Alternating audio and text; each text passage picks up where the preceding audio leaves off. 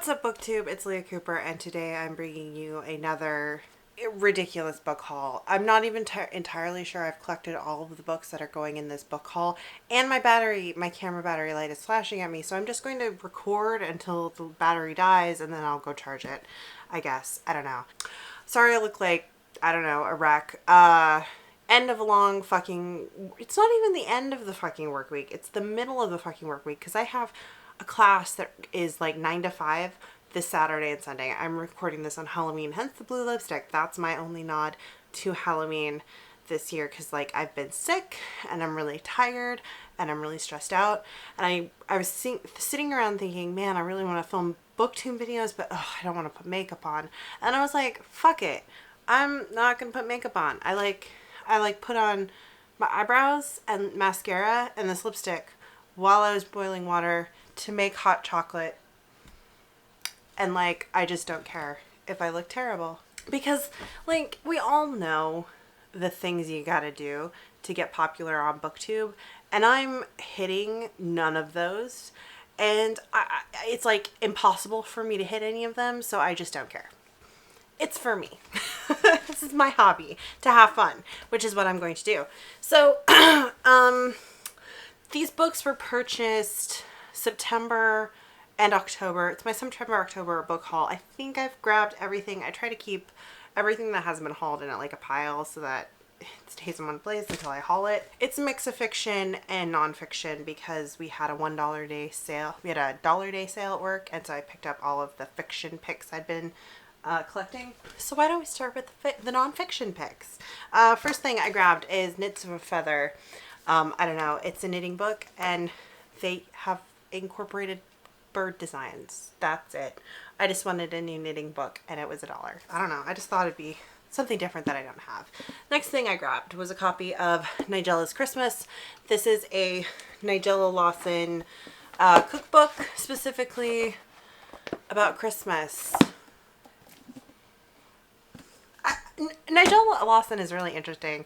I love her, and also she makes me cringe on so many levels. Like when I watch her cook, she makes me cringe, but she's also very entertaining.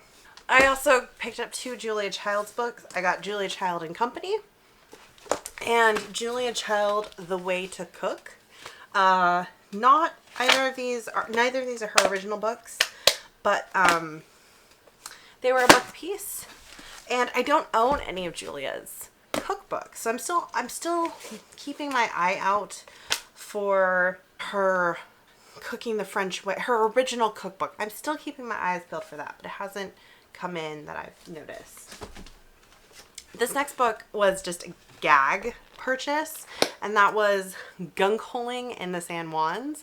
I live in Olympia. I live in the San Juan area, and I thought the title was hilarious. And then I was reading the preface and the introduction to this, because I was like, what the hell is gunk holing? Why did we write this book? Well, aside from super valid reason mentioned in previous paragraphs, we thought someone ought to turn out a tome that talked about all the spots in the San Juans, even the crummy little ones that you wouldn't be found dead on.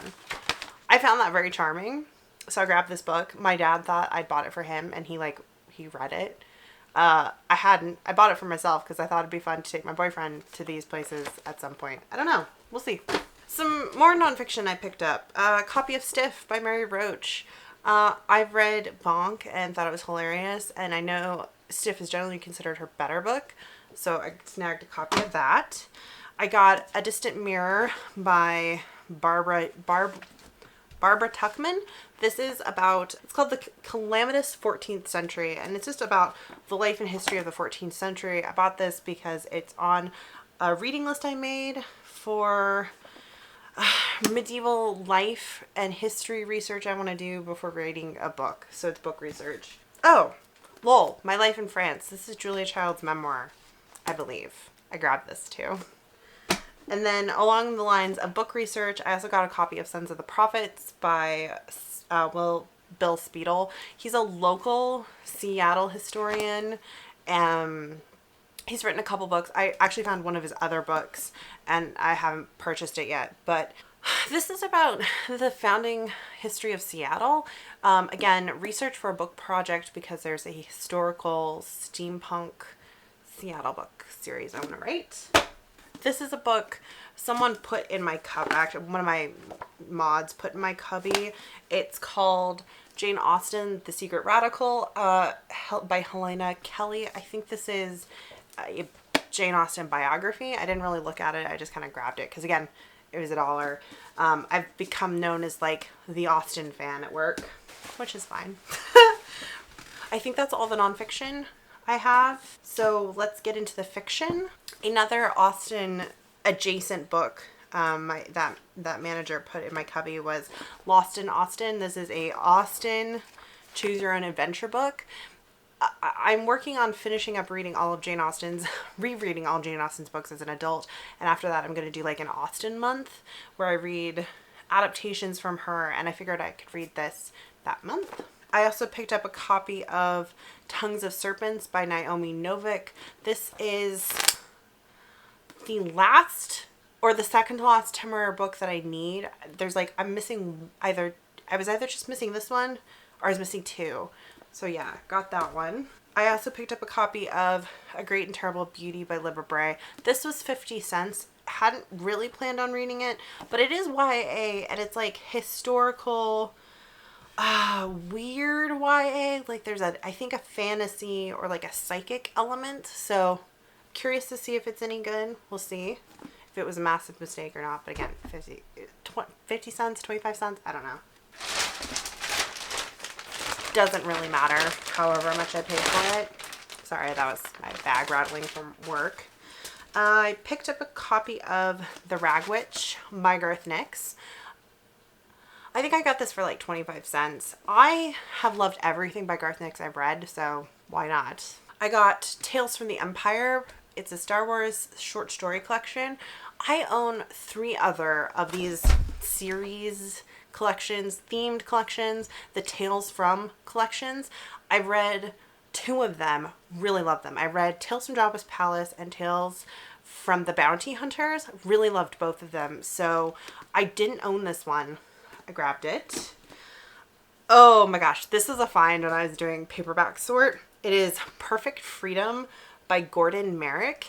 And as you can see from this delightful cover, it's a very old gay romance novel from Avon. It was published in 1982, so it's like an gay 80s romance. I'm curious. That's it. Curiosity. I have another Elizabeth Peters book. This is Silhouette and Scarlet. This is in a different series. Who's the heroine? Vicky Bliss. This is the Vicky Bliss series, which I'm curious to read. Also from Elizabeth, wait, is that the only Elizabeth Peters? That might be the only Elizabeth Peters I bought this month. Wow, it is. Such restraint. I accidentally bought 2 copies of one book, so I'm trying to be a little bit more careful about my Elizabeth Peters book buying because she has so many books and I have only read a couple of them. I also got a copy of Down Below Station by C.J. Cherryh. I meant to read this in September for Space Opera September and I just didn't have time, but I do still want to read it and now I own a physical copy of it. I also picked up a copy of Cocaine Blues by Carrie Greenwood. I actually already own this on ebook, but it's in perfect condition and it's the first book in the Phryne Fisher murder mystery. The book's really good and I think it really does highlight that the TV show's pilot episode did a really good job of adapting the first episode. I figured, my mom said she doesn't want it. She doesn't want to read it because she has too many other things to read. She loves the television show. So I thought I would give it to my sister to read because I think she likes the television show. Or I've been trying to get her to watch the television show. I think she likes it.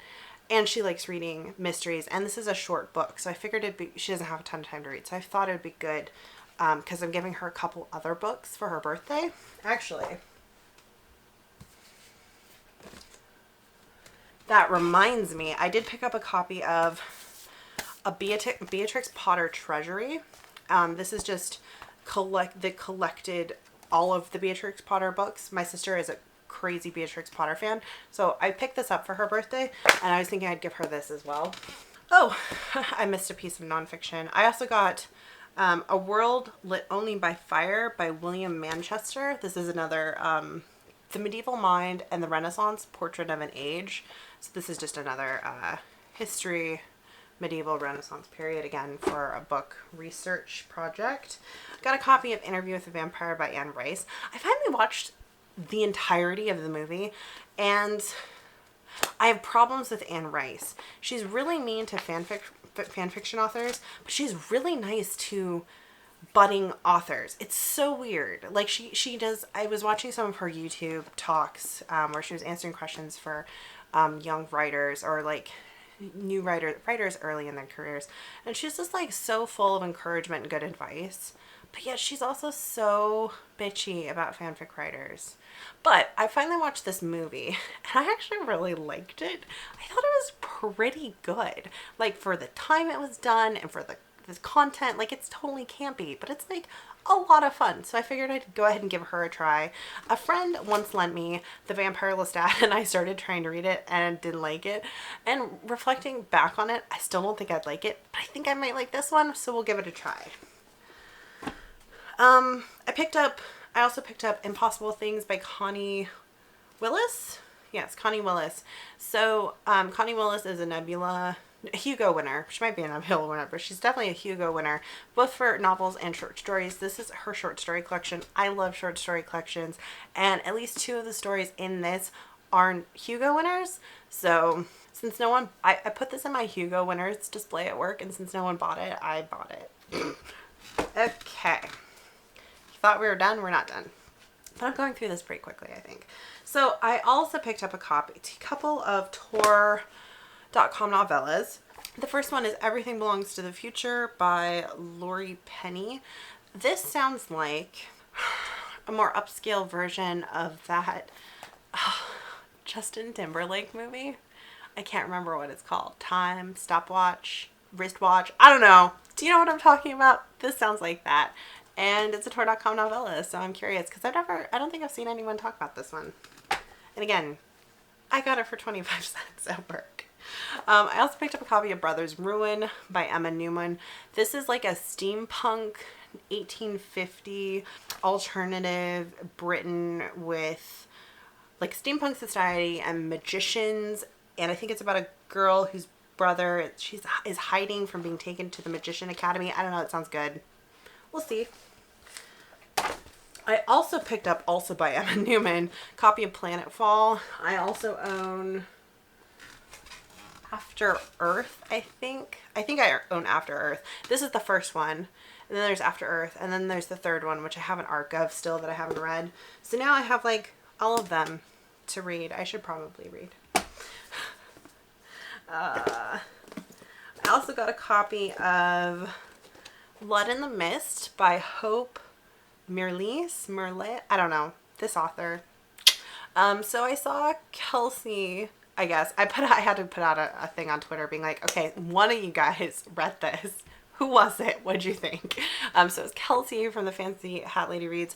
She read this and she said for 50 cents, definitely pick it up and read it. This was like the third in a series or third in a trilogy, but like I don't think they're interconnected. It's funny, I walked into work today and the new temp, it was her first day. I ran into her and I introduced myself, and this was like sitting in my cubby which has my name on it, and she's like, oh, you have Blood in the Mist. I love that book. So that's pretty good. Like the first thing the new person told me was, oh, I love this book. So I was like, oh, okay, cool. I feel doubly reassured about giving this a go. It sounds like kind of a classic piece of writing. You know how I said at the beginning of this video that my battery was dying on my camera? Well, it died. It literally died like 5 books away from the end. Wonderful. Like I was doing such a good job of making this comically large haul succinct, and it died five books before I was finished. Anyways, it's a different evening, different clothes. Could not be bothered to put on makeup. I just put on lipstick because lipstick is the only makeup that brings me any kind of joy. It's been a couple of days, but let's finish this just obscene book haul, shall we? So I was rounding out my fantasy novels I'd purchased, and these next 2, I don't know anything about them. They are A Stranger in Londria and The Winged Histories by Sophia Samatar. I don't know if this is part of a longer series, but I do know this is book 1 and this is book 2, either of a duology, trilogy series, not sure. I was pricing new fiction, and I saw on the cover of this one, this is the one I pulled out first, that it's blurbed by N.K. Jemisin. She literally says, written in such heart-stoppingly beautiful language, there's a good chance readers will ignore the plot and spend a few hours just chewing on the words slowly to draw out the flavor. Then they'll need to read it again. Highly recommended. N.K. Jemisin. And then I was like, oh, that's really cool. And I like looked on the back, and it was, here's the much anticipated companion novel. Oh, okay, so companion novels. I'm guessing a duology. And I was like, oh, damn, it's the second book. And then I pulled out the first one, and I was like, buying both of these, snatch these up before you have to get a coworker to price anything that you want to purchase. And so I was like, hey, can you price these? And my coworker was like, oh man, why didn't I find these? No idea what they're about, but they feel really nice. They actually feel like they've never been read. Like the spines aren't touched at all. So I got those, and that rounds out the fantasy. I do have one more science fiction novel. I forgot to, I found this. I hadn't actually put this in the pile before, but when I was pulling everything out again to finish up tonight, I found it. And that is Ancillary Justice by Ann Leckie. This made the rounds. 2014 Hugo and Nebula award-winning novel, blah, blah, blah. Everyone's heard of this. Most people have read this. Recently read my first piece of Ann Leckie fiction. It was a short story in The Mythic Dream, which was a short story collection anthology I reviewed on this channel, and I liked it. And I won't lie, I have been intimidated to pick this up because it is hard military sci-fi, and that it can be intimidating. Like when I read the right books in that genre, it's like gobbled it up. Like Nine Fox Gambit is a great example, but it can also be a big miss. And this looked bigger. I guess it is almost 400 pages, which is on the longer end of things I like to read. And then the last two things I've got are 2 classics. That's my receipt for a whole $2.19 I spent the other day buying like 10 trade paperbacks. But so 2 classics I picked up. One of them's in a little bit of rough condition, but that's fine. That's Maurice by E.M. Forster. Probably could have waited to get a better copy, but this looked like a decent copy to read, like the interior text. So this I think was published posthumously, and E.M. Forster was gay, and this is his like famously gay novel. There's a movie based off of it. I have seen the movie years and years and years ago. I figured I'd read the book. I've never read anything by Forster, but I have seen quite a few of his stories that have been turned into films. So I'm curious. Very curious. And then the other thing I picked up was this really nice copy of Cranford by Elizabeth Gaskell. This is obviously a TV tie-in. Apparently Masterpiece on PBS made an adaptation of this. I've never read Elizabeth Gaskell. However, I do love the 2 miniseries that were made based off of her shows, North and South and Wives and Daughters. I love both of those miniseries. They're one of those things I've been watching and rewatching for more than a decade. And I've never read her. This is the first time I've seen her come into the store. Like, I've never seen North or South or Wives or Daughters. Wives or Daughters was obviously never finished. But I've never seen either of those come in. We got 2 copies of this. This was like a totally unread Penguin edition. So I grabbed it. We'll see if I get on with her writing. Who knows? She was a contemporary-ish of the Brontes. She very famously wrote, was it Charlotte Bronte's biography? The eldest Bronte sisters. She wrote the biography because she knew them personally. So yeah. We'll see. Okay, so technically I did purchase 4 more books in this time span, but they're part of another project with my boyfriend that I'm hoping to get to in December. So I think I'm going to keep them a mystery until I can actually film that video. But yeah, that was my obscenely large book haul. I can't pick up the books because I've rescattered them around my room so that I wouldn't be tripping over them. it was a lot. And I'm going to be trying to be a little bit more selective for the next couple of months what I purchase from work, especially since I'm not reading a ton because of school. It really, really frustrates me. But my goal in December, well, actually, my goal in November and December is to read hopefully a couple of the things that I have picked up from work in the last couple of months. At least like 2 books a month. Well, 2 books in November. I don't think I can commit to any more. And then at least 4 books in December. Again, as part of that like reading project, secret books I'm not going to talk about yet. So yeah, let me know if you've read any of these, you thinking about it, or like, I don't know. I guess I'm making up. This is even worse than how I used to buy books. Like I used to buy a lot of books, but this is even worse because I get such a good discount and we do such good sales at work. It's just obscene. Like I'm getting trade paperbacks. Like these paperbacks cost me 25 cents between the sale day and my discount. That's obscene. And I get my little mass market paperbacks for like 15 cents. Not kidding. I would say altogether, I probably only spent like, I did buy some of these not on the best sale day. Some of them I did spend like $2 a book. So probably all of these together were anywhere between $30 and $50, but that's still pretty good for the sheer number of books that were in this haul. Maybe when in editing, I will put up which was like, I don't even know how many. I'll count and then put the number somewhere on the screen when I go to edit this. But yeah, thanks for watching, and I'll see you guys in my wrap up. Should be coming up next soon in the next couple of days because I'm gonna film it as soon as I'm done here. Yay!